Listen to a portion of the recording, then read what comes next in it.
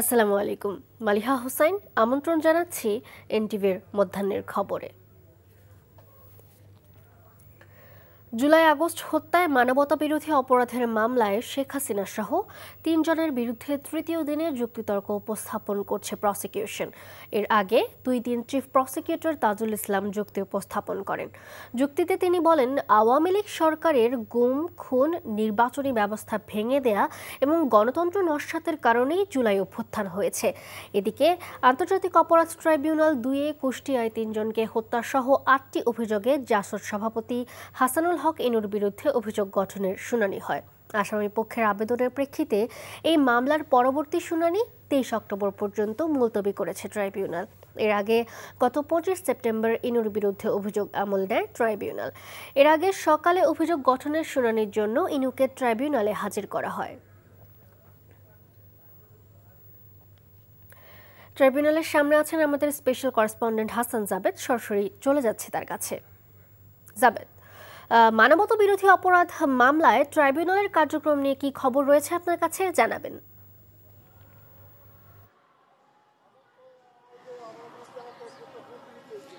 মালিহা, প্রথমেই আমি জানাতে চাই যে সাবেক প্রধানমন্ত্রী শেখ হাসিনা সহ ৩ জনের বিরুদ্ধে যে মানবতা বিরোধী অপরাধের মামলায় যুক্তিতর্ক উপস্থাপন চলছে, আজকে তৃতীয় দিনে প্রসিকিউশনের পক্ষ থেকে তাদের যুক্তিতর্ক উপস্থাপন করা হচ্ছে। যে এই মামলায় কিন্তু জানেন যে ৩ জন আসামি, অপর ২ জন হচ্ছেন সাবেক স্বরাষ্ট্রমন্ত্রী আসাদুজ্জামান খান কামাল এবং সাবেক আইজিপি চৌধুরী আব্দুল আল মামুন। চৌধুরী আব্দুল আল মামুন এই মামলায় উপস্থিত আছেন এবং আজকেও তিনি ট্রাইব্যুনালে আছেন, তার উপস্থিতিতে শুনানি চলছে এবং তিনি কিন্তু এই মামলায় নিজেকে দোষ স্বীকার করে সাক্ষ্য দিয়েছেন এবং নিজে ক্ষমাও চেয়েছেন। এখন সেটা ক্ষমা হবে কি না হবে, তার কি শাস্তি হবে, সেটা ট্রায়াল শেষে বোঝা যাবে।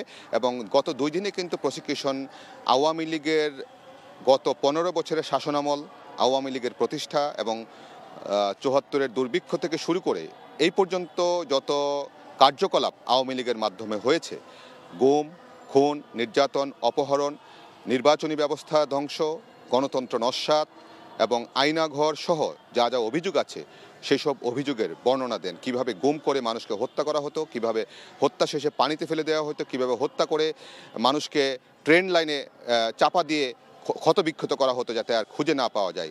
এইভাবে সব কিছু তারা বর্ণনা করেছেন গত ২ দিন। আজকেও তারা সেটা বলছেন এবং বিটিভিতে কিন্তু সরাসরি সম্প্রচার করা হচ্ছে। অপরদিকে ট্রাইব্যুনাল ২-এ বিচারপতি নজরুল ইসলাম চৌধুরীর নেতৃত্বাধীন ট্রাইব্যুনাল ২-এ কুষ্টিয়ায় ৬ জনকে হত্যা জুলাই আগস্টে এবং মোট ৮টি অভিযোগে হাসানুল হক ইনুর বিরুদ্ধে গত ২৫শে সেপ্টেম্বর যে অভিযোগ আমলে নেওয়া হয়েছিল, সেই অভিযোগ আমলে নেওয়ার পর ২৭শে সেপ্টেম্বর হাসানুল হক ইনুকে এই মামলায় গ্রেফতার দেখানো হয় এবং আজকে ওনাকে হাজির করা হয় এবং ওনার উপস্থিতিতে আজকে অভিযোগ গঠনের উপর শুনানি শুরু হয়। শুনানির শুরুতে তার পক্ষের আইনজীবী ২টি আবেদন করেন। একটি হচ্ছে এই মামলার ১৭০০ পৃষ্ঠার তথ্যপত্র পড়তে তাদের সময় লাগবে এবং হাসানুল হক ইনুর সাথে তাদের যোগাযোগ ভালোভাবে হয়নি। মামলা পরিচালনা করতে তার সাথে কথা বলতে হবে, সেই জন্য ৮ সপ্তাহের মুলতবি চান এই মামলায়। কিন্তু আদালত শুনানি শেষে ২৩ অক্টোবর পর্যন্ত মুলতবি করেন এবং অপর আরেকটি আবেদন ছিল আসামির সাথে এই আইনজীবীদের একটি প্রিভিলেজ কমিউনিকেশন, অর্থাৎ নির্বিঘ্নে যারা কথা বলতে পারে সেই জন্য তারা সময় চেয়েছেন। আদালত এটা মঞ্জুর করেছেন। কিভাবে ৩ দিন হাসানুল হক ইনুর সাথে তার ২ জন আইনজীবী প্রতিদিন ২ ঘন্টা করে মোট ৬ ঘন্টা ৩ দিন তারা হাসানুল হক ইনুর সাথে কথা বলতে পারবেন কারাগারে এবং একটু দূরত্ব থাকবে, পুলিশ দাঁড়িয়ে থাকবে, কিন্তু তারা খুব একান্তে কথাবার্তা বলবেন, মামলার পরিচালনার জন্য তার কাছ থেকে পরামর্শ নেবেন। তো এই হচ্ছে আজকের মামলার এখন পর্যন্ত কার্যক্রম। মালিহা, জানছিলাম ট্রাইব্যুনালের খবর। জুলাই সনদ বাস্তবায়ন, পিআর পদ্ধতিতে নির্বাচন সহ ৫ দফা দাবি আদায়ের লক্ষ্যে রাজধানী ঢাকা সহ সারা দেশে মানববন্ধন কর্মসূচি পালন করছে বাংলাদেশ জামায়াত ইসলামী। ঢাকায় মৎস্য ভবনের সামনে বক্তব্য রাখছেন জামায়াতের নায়েবে আমির ডক্টর সৈয়দ আব্দুল্লাহ মোহাম্মদ তাহের। আমরা সরাসরি চলে যাচ্ছি তার বক্তব্যে। এবং সংস্কারের জন্য একটি কমিশন করা হয়েছিল। আমরা বহুদিন ধরে এখানে অনেক আলাপ আলোচনা করেছি। একটি দল কথাই বলে আমরা সংস্কার চাই, আবার সংস্কারের ঐক্যমত্যে বাস্তবায়ন করতে গেলে প্যাঁচ লাগাই দেয় এবং এইভাবে ফেব্রুয়ারিতে যদি নির্বাচন হয় তাহলে সময় ক্ষেপণ করে তারা ওই সংস্কার বাস্তবায়নের কাজ থেকে সংকুচিত করার ষড়যন্ত্র করছে। জনগণ বুঝে, যদি জনগণ ফাইনালি দেখে যে সংস্কার আর হচ্ছে না, তাহলে সংস্কারকে করার জন্য, সরকারকে বাধ্য করার জন্য যেভাবে মাঠে নেওয়া দরকার আমরা সেভাবে মাঠে নামবো জনগণের সাথে নিয়ে। অনেক আলোচনার পরে আমরা শুরু থেকেই বলেছিলাম, সকল দল যদি এক জায়গায় একমত না হয় তাহলে সংস্কার ইস্যুতে গণভোট অর্জন করা, কারণ জনগণই হচ্ছে সুপ্রিম অথরিটি। এটা খুব সোজা কথা যে আমি আপনি এক হতে পারি না, তো জনগণ ডিসাইড করুক। তারা শেষ পর্যন্ত গণভোটের জন্য রাজি হয়েছেন, তাদেরকে আমি ধন্যবাদ জানাই, বিএনপিকে ধন্যবাদ। কিন্তু যে কৌশলটা তারা করেছে, মানতে মানতে মানতে মানতে 2.5 মাস সময় কাটিয়ে দিয়েছে। এটা আমরা বুঝি, এটা যে সময় ক্ষেপণের টেকনিক, এটা আমরা বুঝি। শুরু থেকে যখন তারা সময় ক্ষেপণ করছিল সেটাও আমরা বুঝেছিলাম। এতক্ষণ আমরা জামাতের নায়েব আমিরের বক্তব্যের অংশবিশেষ দেখছিলাম। সারা দেশের সব বেসরকারি এমপিওভুক্ত শিক্ষা প্রতিষ্ঠানে দ্বিতীয় দিনেও কর্মবিরতি চলছে। আজ সচিবালয় অভিমুখে মার্চ টু সচিবালয় কর্মসূচি পালনের ঘোষণা দিয়েছেন আন্দোলনরত শিক্ষকরা। এ বিষয়ে জানতে কেন্দ্রীয় শহীদ মিনারে যাচ্ছি, সেখানে আছেন সিনিয়র করেসপন্ডেন্ট আপেল শাহরিয়ার। সরাসরি যুক্ত হচ্ছি তার সাথে। আপেল, মার্চ টু সচিবালয়ের উদ্দেশ্যে কখন রওনা করবেন শিক্ষকরা, জানতে চাই।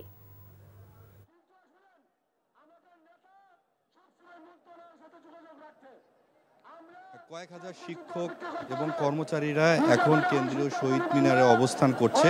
তাদের যে কর্মসূচি ছিল মার্চ টু সচিবালয়, সেটি স্থগিত করা হয়েছে। অর্থাৎ কিছুক্ষণ আগে রমনা বিভাগের উপপুলিশ কমিশনার মাসুদ আলম এসেছিলেন এবং আন্দোলনকারীদের সঙ্গে কথা বলেছেন।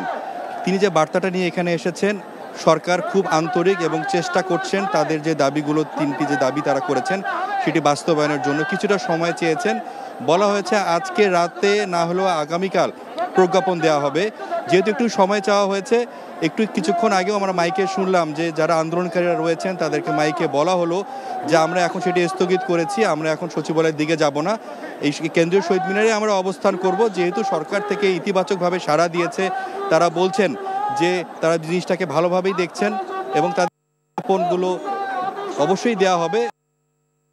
গতকাল রাতেও তো একটি অংশ এখানে অবস্থান করেছিল এবং গতকাল রাতেও তো একটি অংশ এখানে অবস্থান করেছিল এবং সকাল থেকে আমি দেখলাম মাইক্রোবাস এবং বাসে করে দেশের বিভিন্ন জায়গা থেকে এই আন্দোলনে যুক্ত হওয়ার জন্য তারা এখানে এসেছে। তবে এখানে আশ্বস্ত করা হচ্ছে যে, যদিও আমরা এখানে দেখতে পাচ্ছি যে একটি অংশ বলছে যে না, তারা যেহেতু এর আগেও এরকম সময় নিয়েছিল, পরবর্তীতে সেই সিদ্ধান্তটি তারা নিতে পারেনি বা প্রজ্ঞাপন জারি করেনি। এর জন্য তারা চাচ্ছেন যে, একটা অংশ চাচ্ছে যে তারা সচিবালয়ের দিকে যাবে।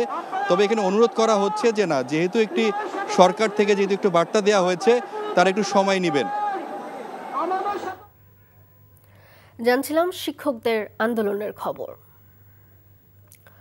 চট্টগ্রাম বিশ্ববিদ্যালয় কেন্দ্রীয় ছাত্র সংসদ ও হল ছাত্র সংসদ নির্বাচন আগামীকাল। এবারে চাকসু নির্বাচন 5টি অনুষদের 7টি গোপন ভোট কক্ষে অনুষ্ঠিত হবে। চাকসু নির্বাচনে 26 পদের বিপরীতে প্রতিদ্বন্দ্বিতা করছেন 415 জন।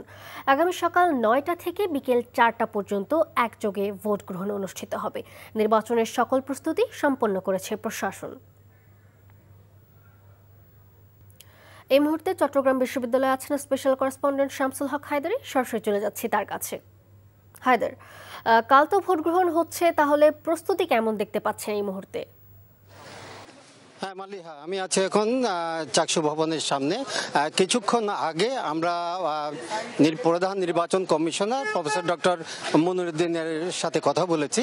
তিনি আমাদেরকে সর্বশেষ যে পরিস্থিতি জানিয়েছেন সেটা হচ্ছে যে ভোট গ্রহণের জন্য আগামীকাল যত রকমের প্রস্তুতি তারা সবগুলোই সম্পন্ন করে ফেলেছেন এবং আগামীকাল সকাল 9টা থেকে ভোট গ্রহণ শুরু হবে, টানা বিকেল 5টা পর্যন্ত এই ভোট গ্রহণ চলবে। তো এবং ভোট গ্রহণ নিরঙ্কুশ করার জন্য ছাত্রছাত্রীরা যেহেতু বেশিরভাগ ছাত্রছাত্রী শহরে থাকে অর্থাৎ ক্যাম্পাসের বাইরে, তাদের আনা নেওয়ার জন্য বিশেষ ব্যবস্থা, শাটল ট্রেন, অতিরিক্ত বাস এগুলো ব্যবস্থা করা হয়েছে এবং সবচেয়ে বেশি গুরুত্ব দেওয়া হচ্ছে যে নিরাপত্তা ব্যবস্থায়। চাকসু কর্তৃপক্ষ আমাদেরকে জানিয়েছেন যে কালকে সারাদিন 2000-এর মতো নিরাপত্তা সদস্য এখানে কাজ করবেন এবং তাদের একটি অংশ আজকে থেকে এখানে নিরাপত্তার কাজ শুরু করেছেন। তো কালকে ভোট গ্রহণ শেষ হওয়ার পরপরই আমরা জানতে চেয়েছিলাম যে ভোট গণনা এবং ফলাফল প্রকাশের কতক্ষণ সময় লাগতে পারে। যেটা আমাদেরকে চেয়ারম্যান জানালেন সেটা হচ্ছে যে তারা বিশেষ পদ্ধতিতে ভোট গ্রহণের ব্যবস্থা করেছেন এবং সন্ধ্যা 6টা থেকেও যদি তারা গণনা শুরু করতে পারেন তাইলে এটা আগামীকাল অর্থাৎ তার পরদিন সকাল পর্যন্ত হতে পারে ভোট গণনা শেষ করে ফলাফল ঘোষণা করতে। তো আমরা বলে রাখি যে এটা 6ষ্ঠবারের মতো চাকসু নির্বাচন হচ্ছে। এর আগে 1966 সালে চট্টগ্রাম বিশ্ববিদ্যালয় প্রতিষ্ঠার পর প্রথমে 1970 এবং পরে 1990 সালের পরে আর কোনো চাকসু নির্বাচন হয়নি এবং 6ষ্ঠবারের মতো এবার চাকসু নির্বাচন হচ্ছে এবং উৎসবমুখর একটা পরিবেশ আমরা এখানে সার্বিকভাবে লক্ষ্য করছি। মালিহা, জানছিলাম চাকসু নির্বাচনের খবর। দর্শক, রাজশাহী বিশ্ববিদ্যালয়ের নির্বাচনের খবর জানতে ক্যাম্পাসে আছেন সিনিয়র করেসপন্ডেন্ট সমর সাজু। সরাসরি চলে যাচ্ছি তার কাছে। সাজু, আজ রাতে প্রচারণা শেষ হচ্ছে, তাহলে প্রার্থীদের প্রচার কেমন দেখছেন জানাবেন।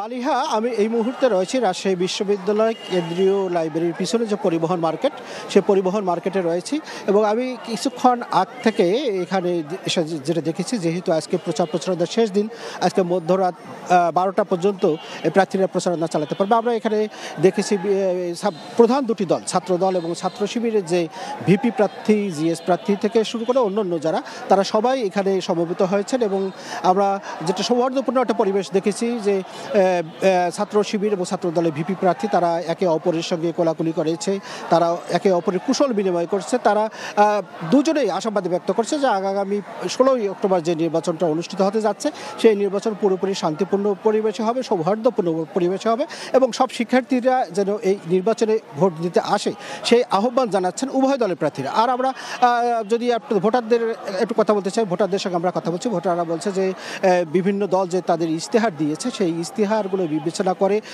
এবং তারা যে এই এতদিন প্রচার প্রচারণা চালিয়েছে তাদেরকে কাছ থেকে দেখেছে, যাদের প্রতি তারা আস্থা রাখতে পারবে, যে যারা যে প্রতিশ্রুতিগুলো দিচ্ছে ছাত্রদের যে দাবি দেওয়া, সেগুলো রাখতে গিয়ে তারা দাবি আদায় করার জন্য দাবি তুলতে পারবে এবং সেগুলো আদায় নেওয়ার জন্য প্রশাসনকে চাপ দিতে পারবে, সে ধরনের প্রার্থীকে তারা ভোট দেবে। আর নির্বাচন কমিশন পুরোপুরি প্রস্তুতি নিয়ে রেখেছে।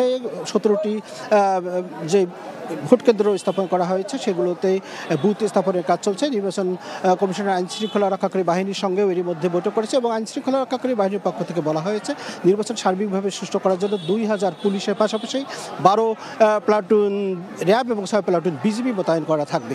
মালিহা, জানছিলাম রাকসু নির্বাচনের খবর। দক্ষিণ ভেনেজুয়েলার এল কালাউ পৌরসভায় ভারী বৃষ্টিপাতের পরে একটি স্বর্ণখনি ধসের ঘটনায় কমপক্ষে 14 জন নিহত হয়েছেন।